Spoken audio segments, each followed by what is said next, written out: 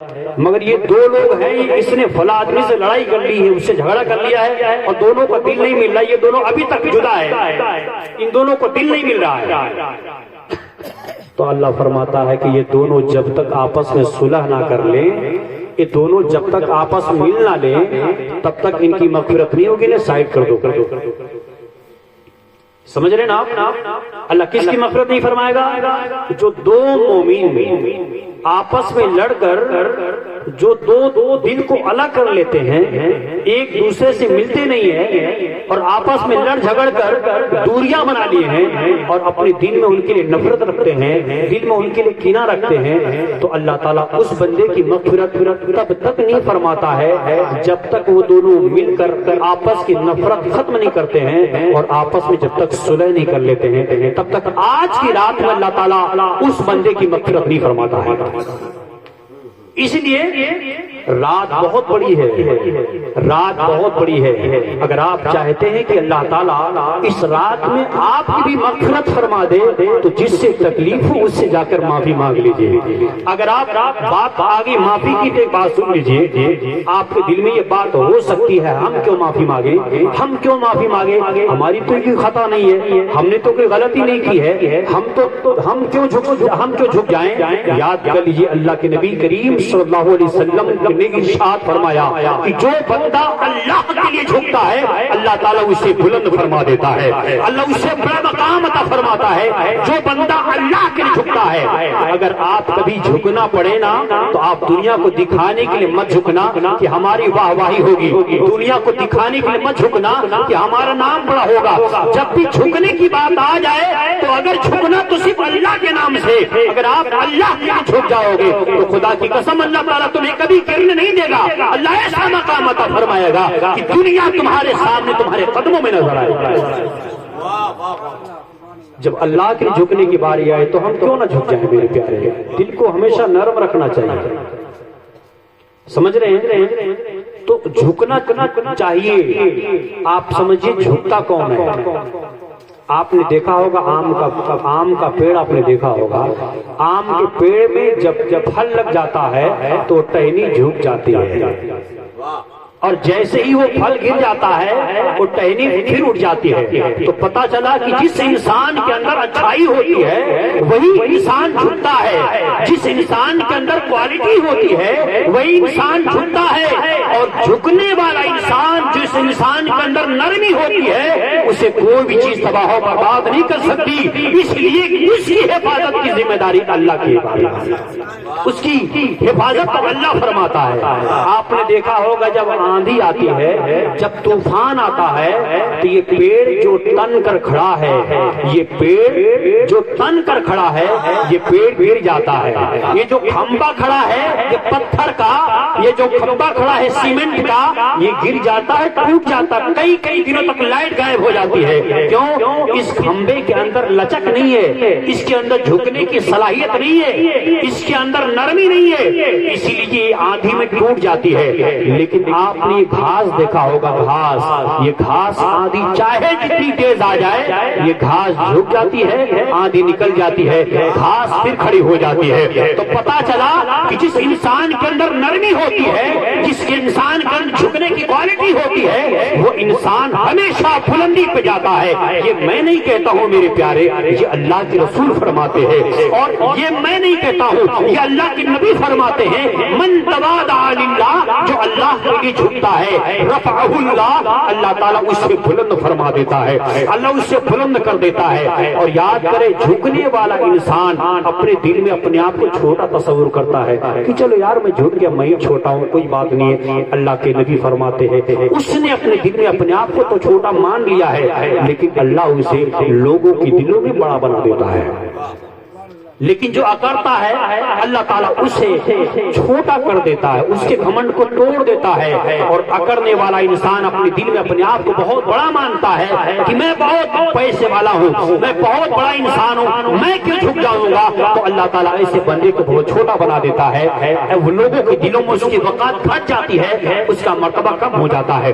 اس لیے میرے پیارے اللہ کے لیے آپ جھکنے کی کوشش کریے، اپنے دل میں کبھی کسی کے لیے کینہ مت رکھیے، معاف کرنے کی کی کوالٹی رکھیے، اگر آپ کسی سے غلطی خطا ہو جائے تو آپ معاف کر دیجئے، معافی کا انعام اللہ نے جنت رکھی ہے، سمجھ رہے ہیں؟ معافی کا انعام اللہ نے جنت رکھا ہے۔ اگر آپ کسی کو معاف کر دیتے ہیں، غلطی کر دیا ہے، آپ صلاحیت آپ کے اندر ہے معاف بدلہ لینے کے لیے، مگر پھر بھی آپ اسے معاف کر دیتے ہیں تو اللہ تعالیٰ اس کے بدلے میں آپ کو جنت عطا فرماتا ہے۔ تو پہلا نمبر پہ کیا ہے؟ جس کے اللہ مغفرت نہیں فرمائے گا، جو شرک کرتا ہے۔ دوسرے نمبر پہ اللہ اس انسان کی مغفرت نہیں فرماتا ہے جو دو مومن آپس میں لڑ جاتے ہیں اور جب تک وہ دونوں آپس میں صلح نہیں کر لیتے ہیں، جب تک آپس مل کر دعا سلام کر کے اپنے دل کو صاف نہیں کر لیتے ہیں۔ تیسرے نمبر پر آتا ہے اللہ اس بندے کی آج کی رات میں مغفرت نہیں فرماتا ہے جو بندہ اپنے دل میں کسی کے لیے کینہ رکھتا ہے۔ آپ مت سوچے گا کہ میں کسی کو ٹارگٹ کر رہا ہوں، یہ بات کتابوں کی بات ہے۔ آج کی رات آپ نفل نماز پڑھنے جا رہے ہیں، یہی سوچ کر پڑھنے جا رہے ہیں نا کہ تاکہ اللہ تعالیٰ آج کی رات ہم سب کی مغفرت فرما دے۔ لیکن جب اگر آپ دل میں کینہ رکھے گا تو آپ کی مغفرت کیسے ہوگی؟ آپ کی مغفرت اس لیے نہیں ہوگی کیونکہ یہ اللہ کے نبی فرما رہے ہیں، حضور نے فرمایا ہے دل میں کینہ رکھ کر رکھو گے تو اللہ تعالیٰ مغفرت نہیں فرمائے گا۔ بات آج کی سب کی نہیں ہے، کینہ تو دل میں کبھی نہیں رکھنا چاہیے، سمجھ رہے نا؟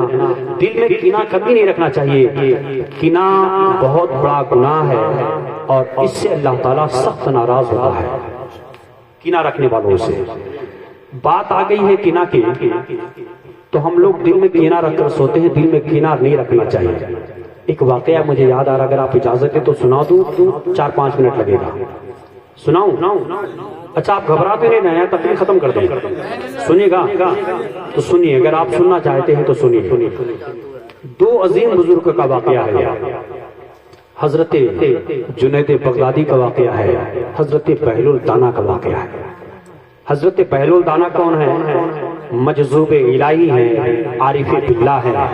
حضرت بہلول دانا مجذوب تھے، وہی بہلول دانا جو آپ ریت کی جنت بنا کر آپ اسے بیچ رہے تھے، اور وہ ریت دیکھنے میں تو ریت کی جنت تھی لیکن حقیقت میں وہ خدا کی جنت تھی، وہی بہلول دانا۔ حضرت جنید بغدادی جو زمانے کے ایک ولی کامل، پیر کامل، حضرت جنید بغدادی اپنے مریدوں کو ساتھ لیتے ہیں اور کہتے ہیں کہ چلو ہم چل رہے ہیں حضرت بہلول دانا سے ملنے کے لیے۔ مریدوں نے کہا حضور وہ مجنون آدمی ہیں، وہ مجذوب ہیں، وہ دیوانے ہیں، ان سے مل کے کیا فائدہ ہوگا آپ کو؟ کہا ہے میرے پیارے وہ تو مت سوچ، بس میرے ساتھ تم لوگ چلو۔ اپنے مریدوں کو لیا، نکل کے ان سے ملنے کے لیے۔ لوگوں سے پوچھا بھائی بہلول دانا کو دیکھا آپ لوگوں نے؟ کچھ لوگوں نے کہا اسی طرف کچھ دیر پہلے حضرت بہلول دانا گئے ہیں۔ حضرت جنید بغدادی ان کی تلاش میں نکل پڑے، دیکھا کیا کہ ایک جگہ میدان میں مٹی ریت ہے، وہیں پر حضرت بہلول دانا ریت اکٹھی کر رہے ہیں۔ حضرت جنید بغدادی پہنچے، سلام کیا، السلام علیکم حضور، کہا وعلیکم السلام۔ حضرت بہلول دانا نے پوچھا کون؟ تو حضرت جنید بغدادی نے کہا حضور میں جنید بغدادی۔ کہا کون جنید؟ وہی جنید جو بہت بڑا پیر صاحب ہے؟ کہا جی حضور۔ کہا اچھا تو تم یہ بتاؤ تم اتنے بڑے پیر صاحب ہو، تمہیں تو کم سے کم بولنے کا طریقہ تو معلوم ہوگا، بات کرنا تو جانتے ہی ہوں گے، کلام کرنے کے آداب سے تو واقف ہی ہوں گے۔ بولے جی حضور ہم بولنا جانتے ہیں۔ تو سر حضرت خواجہ بہلول دانا نے کہا اچھا ٹھیک ہے، جب آپ بولنا جانتے ہیں، بات کرنے کا طریقہ معلوم ہے تو بولیے بات کرنے کا طریقہ کیا ہے ہم کو بتائیے۔ حضرت جنید بغدادی نے کہا حضور جب ہم بولیں گے تو ہمارے سامنے جو انسان ہے ہم اس کی صلاحیت، اس کی قابلیت کے حساب سے گفتگو کریں گے، بہت ہارڈ زبان نہیں بولیں گے، بہت ہارڈ لینگویج نہیں یوز کریں گے، بہت سخت زبان نہیں بولیں گے، بہت کٹھن بھاشا نہیں بولیں گے کہ وہ سمجھ نہ سکے، آسان زبان بولیں گے جس سے وہ آسانی سے سمجھ سکے۔ حضرت جنید بغدادی کی بات سن کر حضرت بہلول دانا اٹھے اور بھاگنے لگے، کہتے کتنے بڑے پیر صاحب ہو گئے، بولنے کا طریقہ نہیں معلوم ہے، بولنے बोलने का तरीका नहीं जानते हो, भागने लगे वहां से। फिर गए और कुछ दूरी पर जाकर हजरत बहलुल दाना फिर बैठ गए और फिर रेत इकट्ठी करने लगे। हजरत जुनैद बगदादी फिर अपने मुरीदों के लिए आगे बढ़ गए, फिर उनके पास पहुंचे और फिर सलाम करते, हुजूर अस्सलाम वालेकुम। कहा वालेकुम अस्सलाम, कौन? तो कहते हुजूर मैं जुनैद बगदादी हूँ। कहा कहिए वही जुनैद? कौन जुनैद? वही जुनैद जो बहुत बड़ा पीर साहब है। कहा जी हुजूर वही जुनैद हूँ। तो कहा अच्छा बताओ तुम्हें बोलने का तरीका तो नहीं मालूम है, कम से कम खाने का तरीका तो जानते होंगे? बोले जी हुजूर जानते हैं। कहा चलो खाने का तरीका बताओ। तो कहते हुजूर खाने का तरीका यह है कि हम पहले वजू, खाने का तरीका है कि जब दस्तरखान लग जाएगी, दस्तरखान पे जब खाना लग जाएगा उसके बाद हम सब जब खाने के लिए जाएंगे तो सबसे पहले हाथ धुलेंगे। हाथ धोने के बाद फिर हम बिस्मिल्लाह पढ़ेंगे, खाने की दुआ पढ़ेंगे, फिर हम छोटा छोटा लुकमा अपने सामने से खाएंगे, किसी और के खाने की तरफ नहीं देखेंगे, अपना ही खाना खाएंगे, अपना खाना देखेंगे। हजरत बहलुल दाना उनकी बात सुने फिर नाराज हो गए, फिर उठकर भागने लगे। कहते इतने बड़े पीर साहब हो गए, इतने लोगों को मुरीद कर दिया और खाने का तरीका भी नहीं मालूम है। फिर भागने लगे। हजरत जुनैद बगदादी उनके पीछे हुए। उसके बाद फिर हजरत बहलुल दाना थोड़ी दूर पर जाकर बैठ गए। फिर जुनैद बगदादी उनके पास पहुंचे, फिर सलाम किया, हुजूर अस्सलाम वालेकुम। कहा वालेकुम अस्सलाम, कौन? कहते हुजूर मैं जुनैद बगदादी।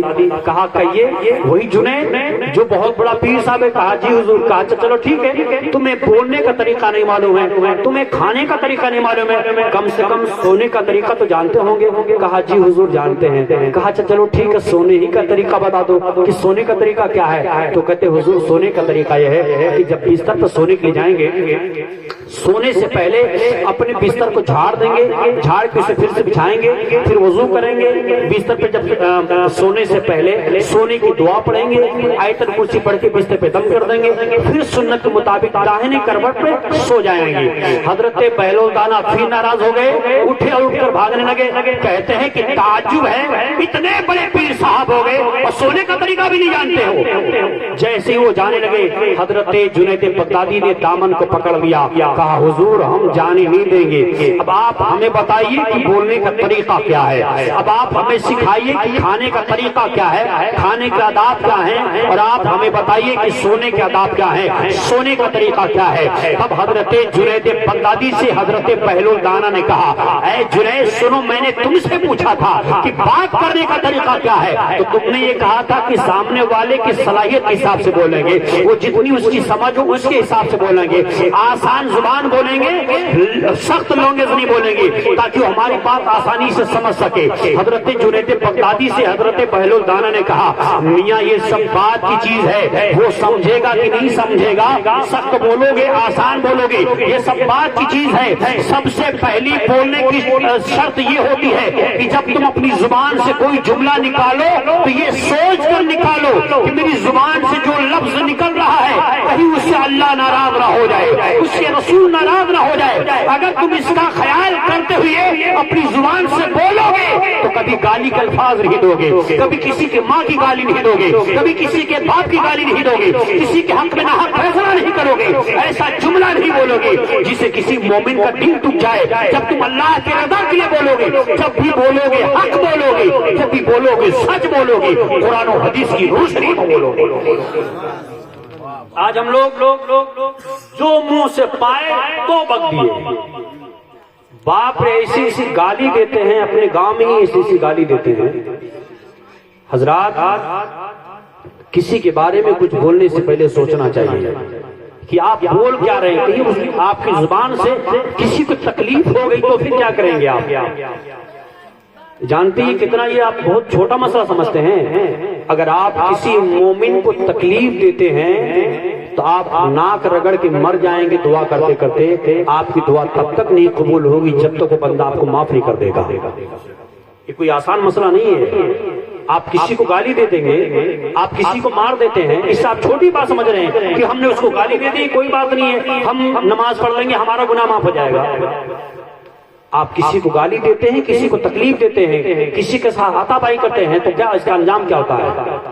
हाथापाई करते इसका अंजाम ये होता है कि जब तक आप उस बंदे से माफी नहीं मांग लेते हैं, वो जब तक आपको नहीं माफ फरमा देगा तब तक आपकी तौबा को अल्लाह भी नहीं कबूल फरमाएगा। اس لیے حضرت بہلول دانا نے کہا کہ بولنے کا طریقہ یہ ہے کہ زبان کھولنے سے پہلے یہ سوچ لو کہ تم جو بولنے جا رہے ہو کہیں اس سے اللہ ناراض نہ ہو جائے. اگر تم اس کا خیال کرتے ہوئے بولو گے تمہاری زبان سے کبھی غلط الفاظ نہیں نکلیں گے, تمہاری زبان سے کسی مومن کا دل نہیں دکھے گا, تمہاری زبان سے کسی کے حق میں ناحق فیصلہ نہیں ہوگا. دوسرا حضرت بہلول دانا نے کہا دوسرا, میں نے پوچھا کھانے کا طریقہ کیا ہے, تو آپ نے کہا بسم اللہ پڑھ کے کھائیں گے, ہاتھ دھل کے کھائیں گے, اپنے سامنے سے کھائیں گے, چھوٹا چھوٹا لقمہ کھائیں گے.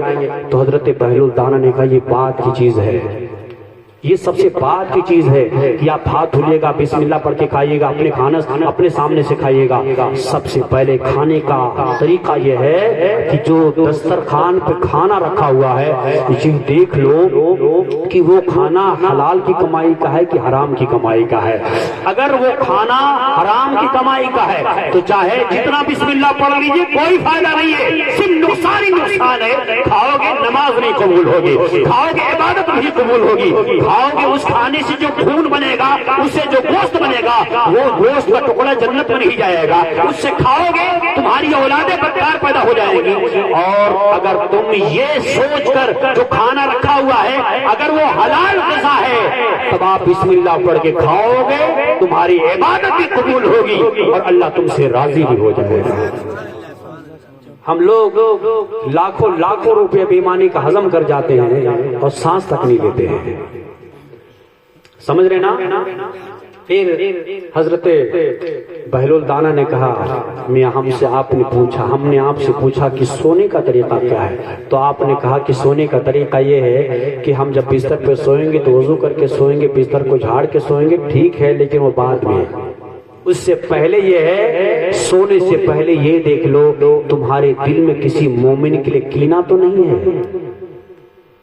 یہ حضرت بہلول دانا کی نصیحت ہے, اسے لکھ لیجیے دل میں. آپ کیا کہا کہ وضو کرنا, بستر جھاڑ کے سونا, آیت الکرسی پڑھ کے سونا, سونے کی دعا پڑھ کے سونا, یہ تو بات کی چیز ہے, یہ بات میں کریں گے.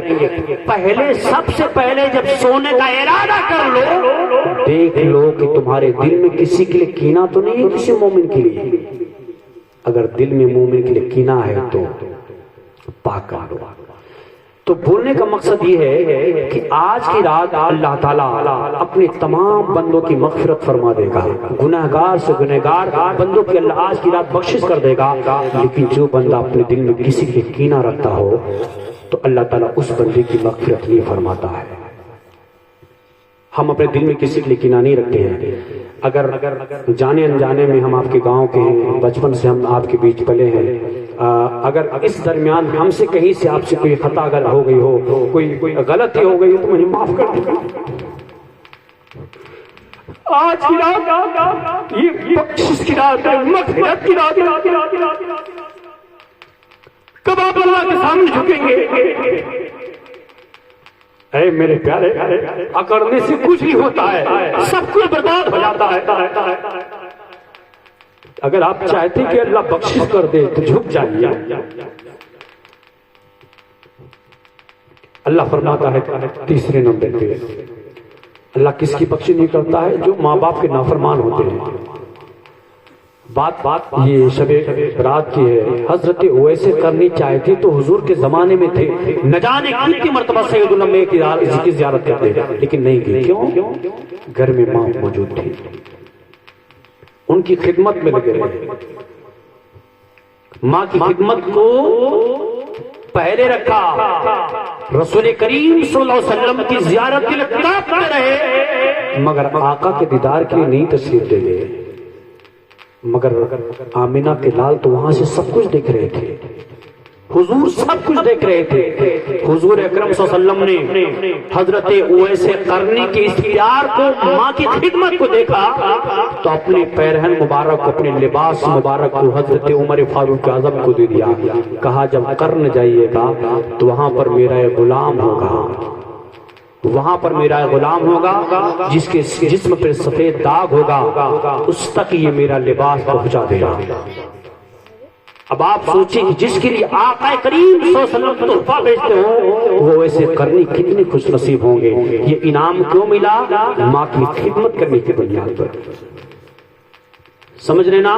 ماں کی خدمت کرنے کی بنیاد پر اللہ کے نبی کریم صلی اللہ علیہ وسلم نے انہیں اتنا بڑا تحفہ عطا فرمایا کہ اپنا پیرہن مبارک انہیں عطا کر دیا حضرت ویسے کرنے کو.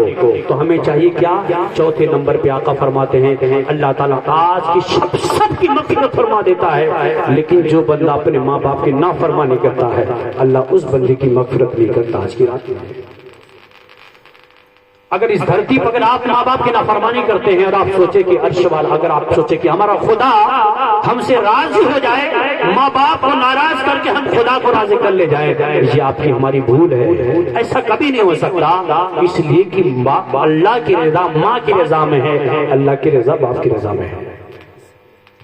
آپ حضرات سے اگر کوئی غلطی، جن کے ماں باپ دنیا میں ہیں، جن کے ماں باپ اس دنیا میں ہیں، وہ جا کر اپنے ماں باپ سے معافی مانگے، ان سے بولیں کہ اگر مجھ سے جانے انجانے کی خطا غلطی ہو گئی تو معاف کر دیجئے مجھے. ان کی خدمت کیجئے، ان کے بارگاہ میں کھڑے رہیے، ان کے بارگاہ میں کھڑے رہیے. آپ کی نگاہ میں اگر آپ کے ماں باپ سے زیادہ اس زمین پر اگر کوئی محترم ہے، اگر آپ یہ سوچتے ہو تو یہ بیکار سوچ ہے. اس زمین میں اگر آپ کے لیے کوئی سب سے محترم ہے تو آپ کی ماں ہے اور آپ کے باپ ہے. سمجھ رہے نا؟ آپ ان سے ہی پیار کیجئے، ان سے ہی محبت کیجئے اور ان سے ہی دعا لیجئے. آپ ان کی دعا میں جو طاقت ہے وہ آپ بارہا سنتے رہتے ہیں کہ اللہ سب کی دعا رد کر دیتا ہے، ماں باپ کی دعا اللہ نہیں رد فرماتا ہے. جن کے ماں باپ ہیں دنیا میں ان کی خدمت کرے، ان کے پاس آپ جائیے، ان کے پیروں کو دبائیے، ان کے سروں کو دبائیے، ان سے دعا لیجئے آپ. لیکن جن کے ماں باپ نہیں ہیں ان کے بارے میں کیا ہے؟ تو ان کے بارے میں حضرت ابو داؤد شریف حدیث پاک ہے، حضرت ابو اسید مالک بن ربیعہ یہ روایت کرتے ہیں، صحابی رسول کہتے ہیں کہ میں نبی اکرم صلی اللہ علیہ وسلم کی بارگاہ میں موجود تھا. یہ کہتے میں حضور کی بارگاہ میں موجود تھا، بیٹھا ہوا تھا. نبی کریم صلی اللہ علیہ وسلم کی بارگاہ میں بنو سلمہ سے ایک صحابیہ ایک شخص آئے اور عرض کرتے ہیں یا رسول اللہ صلی اللہ علیہ وسلم میرے ماں باپ اس دنیا میں نہیں ہے، ماں باپ کے انتقال کے بعد میں ان کے ساتھ حسن سلوک کرنا چاہتا ہوں، حسن سلوک ایک اچھا سلوک کرنا چاہتا ہوں، میں اپنے ماں باپ کے ساتھ اچھا برتاؤ کرنا چاہتا ہوں، کیا کروں، کون سا راستہ ہے؟ میرے آقا فرماتے ہیں ان کے لیے دعا کرو، ان کے لیے استغفار کرو. یعنی کہ آپ کے ماں باپ اگر دنیا میں نہیں ہیں اور اگر چاہتے ہیں کہ آپ اپنے ماں باپ کے ساتھ اچھا برتاؤ کریں تو بہت آسان ہے. چلے جائیے قبرستان، اپنے ماں باپ کی قبر کے پاس کھڑے ہو کر، یا اگر قبر بہت پرانی ہوگی پتہ ہی نہیں چلتی ہے کہ قبر کون سی ہے تو قبرستان میں کسی کونے میں آپ کھڑے ہو جائیے اور اپنے ماں باپ کی قبر کو تصور کر کے آپ وہاں قرآن شریف پڑھیے، سورتیں پڑھیے، آپ درود پاک پڑھیے، آپ کلمہ شریف پڑھیے اور اپنے والدین کے لیے خوب دعا کریے، رو رو کر دعا کریے. آپ اپنے والدین کے خوب استغفار کریے، اللہ میرے والدین کی مغفرت فرما دے، میرے ماں باپ کی بخشش فرما دے. آپ یہاں دعا کریں گے، قرآن شریف پڑھ کے دعا کریں گے، اللہ تعالیٰ آپ کے والدین کی انشاءاللہ مغفرت فرمائے گا. حضور فرماتے ہیں کہ آپ اپنے ماں باپ کے ساتھ حسن سلوک کر سکتے ہیں. صحابی رسول نے عرض کیا آقا کیسے؟ میرے نبی فرماتے ہیں آپ ان کے ساتھ دعا کیجئے، ان کے لیے آپ استغفار کیجئے. حضور نے فرمایا دوسرا راستہ یہ ہے، پہلا دعا اور استغفار کیجیے، دوسرا اگر انہوں نے کوئی کچھ وصیت کی تھی کہ ایسا کر دینا، یہ کر دینا، میرے لیے مسجد بنوا دینا، میرے لیے مینار بنوا دینا، میرے لیے مدرسہ بنوا دینا، تو انہوں نے جو وصیت کی ہے ان کی وصیت کو نافذ کرنا. اور تیسرا میرے آقا فرماتے ہیں تیسرے کام سے ماں باپ کے ساتھ آپ حسن سلوک کر سکتے ہیں، وہ یہ ہے کہ ان کے متعلقین اور ان کے دوستوں کے ساتھ اچھا سلوک کرنا، اچھا دوستانہ رکھنا، ان کے ساتھ بھی پیار محبت کے ساتھ ملاپ کرنا. سمجھ رہے نا؟ تو یہ ہے ماں باپ کا مقام کہ آج کی شب میں اللہ تعالیٰ گناہگار سے گناہگار بندوں کی مغفرت فرما دیتا ہے، لیکن اللہ جن لوگوں کی مغفرت نہیں فرماتا ہے ان میں سے ایک وہ لوگ ہیں کہ جو لوگ اپنے والدین کی نافرمانی کرتے ہیں، جو لوگ اپنے والدین کا دل دکھاتے ہیں، اپنے والدین کی بات نہیں مانتے ہیں اور بات بات اپنے والدین کو گالیاں دیتے ہیں، انہیں دھکا دیتے ہیں، انہیں لان تان کرتے ہیں، انہیں ریت کر کے بلاتے ہیں، انہیں گالی کے الفاظ دے کے بلاتے ہیں، اللہ تعالیٰ ان لوگوں کی آج کی رات میں مغفرت نہیں فرماتا ہے، ساری دنیا کی مغفرت فرما دے گا، مگر اللہ تعالیٰ ایسے بندوں کی مغفرت نہیں فرماتا ہے۔ اس لیے میرے پیارے اگر آپ چاہتے ہیں کہ آج کی شب اللہ تعالیٰ آپ کی مغفرت فرما دے، آپ کی خطاؤں کو معاف فرما دے، اگر آپ کے ماں باپ ہیں تو چلے جائیے ماں باپ کے پاس، ان کے قدموں کو پکڑ کر معافی مانگیے، میرے ابو جان مجھے معاف کر دیجیے۔ آپ نہیں معاف کیجیے گا تو خدا بھی نہیں معاف کرے گا۔ میں یقین کے ساتھ کہتا ہوں کہ باپ کا دل نرم ہوتا ہے، ماں کا دل موم سے زیادہ نرم ہوتا ہے۔ آپ معافی مانگ لیجیے گا تو ماں باپ معاف کر دیں گے، انشاءاللہ جب ماں باپ معاف کریں گے تو اللہ بھی معاف فرما دے گا۔ اس کے بعد اللہ تعالیٰ اس بندے کی مغفرت نہیں فرماتا ہے، ان میں سے پانچواں چھٹا نام ہے جو انسان شراب پیتا ہے، جو انسان شراب کا عادی ہوتا ہے۔ اللہ آج کی رات سب کی مغفرت فرما دے گا مگر شرابی کی مغفرت نہیں فرماتا ہے۔ شکایتیں ملتی ہیں کہ آج ہمارے کچھ نوجوان بچے ہیں جو پارٹی کرتے ہیں اور اس پارٹی میں اس چیز کو شوق کے ساتھ استعمال کرتے ہیں۔ کچھ ہمارے بھائی ہیں جو باہر رہتے ہیں وہ بھی اس چیز کو استعمال کرتے ہیں۔ اس کا بہت بڑا نقصان ہے۔ سب سے پہلا نقصان یہ ہے، شراب کے بارے میں آپ سن لیجیے، یہ شب برات ہے، یہ شب برات کا ہی موضوع جو میں تقریر کر رہا ہوں۔ آج کی تقریر یہ شب برات کی تقریر ہو رہی ہے۔ آج کی رات اگر آپ چاہتے کہ آپ کی بخشش ہو جائے تو اللہ نے فرمایا، اللہ کے نبی فرماتے اللہ سب کی مغفرت فرما دے گا، مگر یہ لوگ ہیں ان کے اللہ مغفرت نہیں فرمایا۔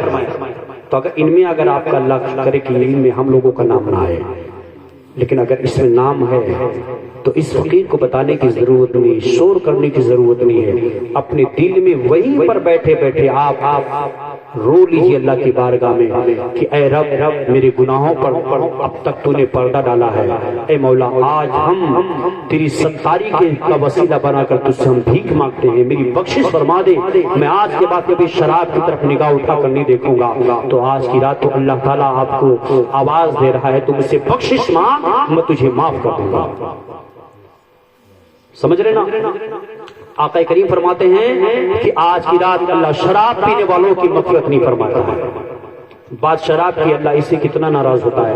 اللہ کے نبی کریم صلی اللہ علیہ وسلم فرماتے ہیں، حدیث قدسی ہے، حضور فرماتے ہیں کہ اللہ تعالیٰ نے مجھ سے فرمایا کہ جو بندہ شراب کا ایک قطرہ بھی اپنے منہ سے لگاتا ہے، میں اسے قیامت کے دن دو زخیوں کا پیپ پلاؤں گا، دو زخیوں کا پیپ۔ اگر آپ کو یہ پسند ہے کہ قیامت کے دن آپ دو زخیوں کا پیپ پیجئے، ان کے جو جسم کا جو مواد نکلتا ہے اسے پیجئے، تو آپ شراب استعمال کیجئے۔ نہیں پسند کرتے آپ، اسے کوئی پسند نہیں کرتا ہے۔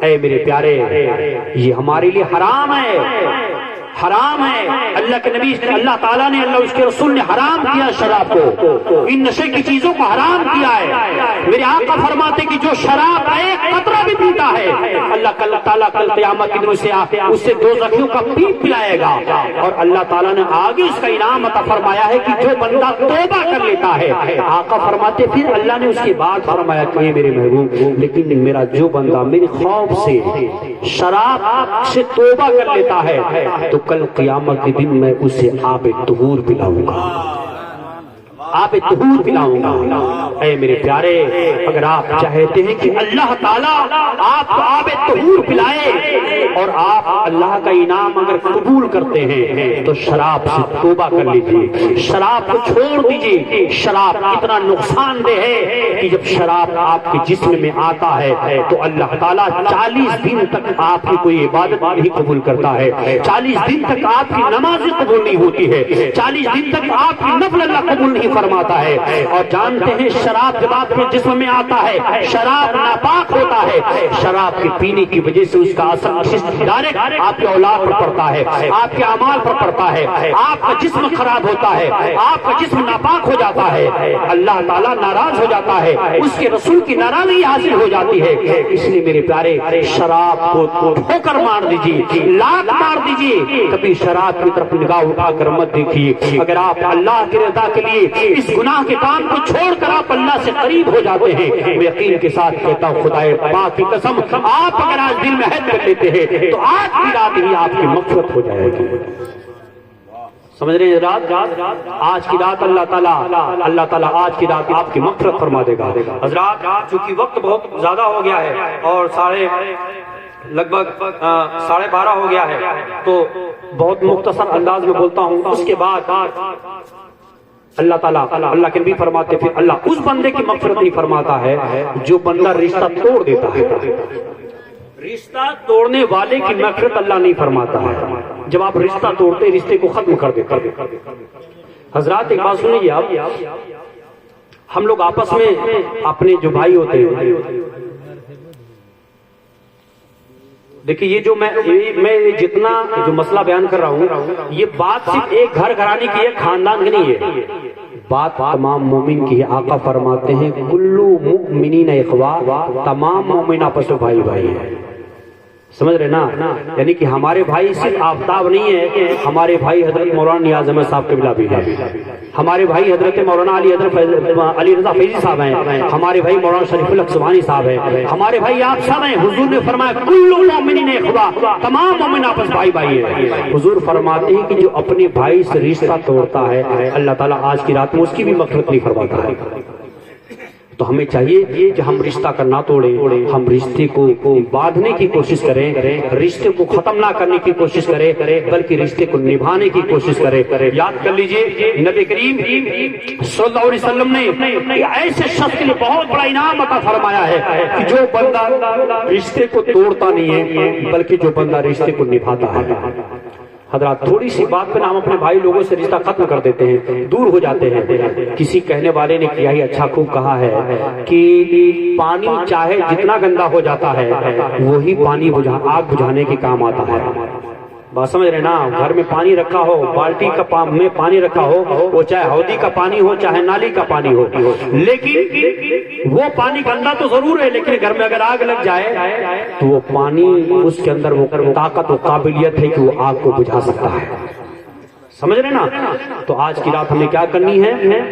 ہمیں یہی کرنا ہے کہ ہمیں ایک دوسرے کے ساتھ ہمیں معافی تلافی کر لینی ہے، ایک دوسرے کی خطاؤں کو معاف کر دینی ہے۔ اگر کسی نے آپ پر ظلم کیا ہے تو آپ اللہ کے لیے اسے معاف کر دیجیے، اگر آپ نے کسی پر ظلم کر دیا ہے تو آپ اس سے اللہ کے لیے معافی مانگ لیجیے کہ مجھے معاف کر دیجیے، مجھ سے غلطی ہو گئی تھی۔ انشاءاللہ تعالی آج کی رات آپ کی مغفرت انشاءاللہ بالکل پکی ہے۔ اللہ تعالی ہم لوگوں کو زیادہ سے زیادہ عبادت کرنے کی توفیق عطا فرمائے۔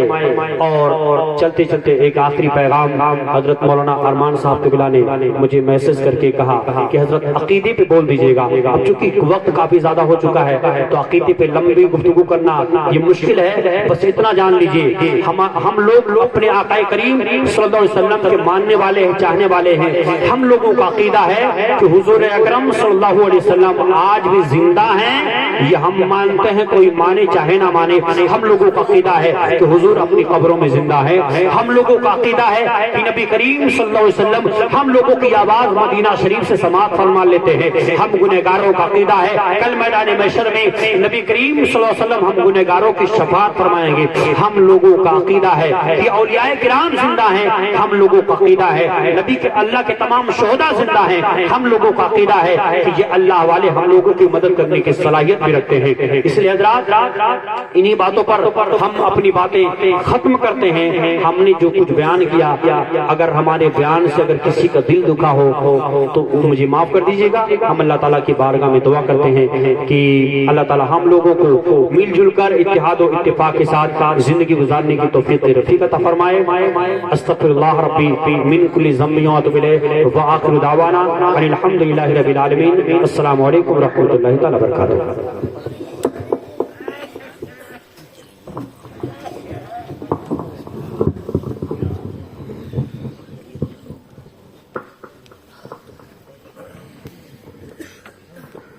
مصطفیٰ جان رحمت پہ لاکھوں سلام، شمع بز میں ہدایت پہ لاکھوں سلام، شہر یار ارم تاجدار حرم، شہر یار ارم تاجدار حرم، نوبہار شفاعت پہ لاکھوں سلام، مصطفیٰ جان رحمت پہ لاکھوں سلام، شمع بز میں ہدایت پہ لاکھوں سلام، کاش محشر میں جب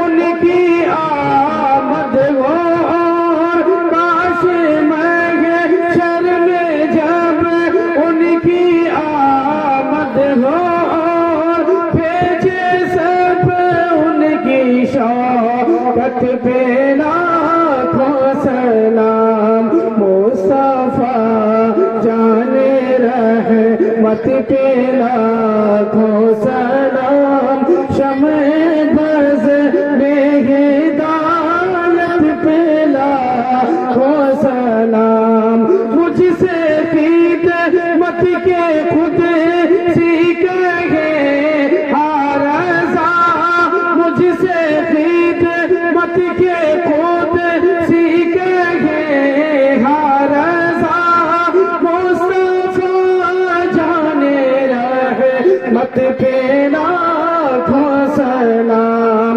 مصطفیٰ جان رحمت پہ لاکھوں سلام، شمع بز میں ہدایت پہ لاکھوں سلام، یا نبی سلام علیکہ، یا رسول سلام علیکہ، یا حبیب سلام علیکہ، صلوات اللہ علیکہ۔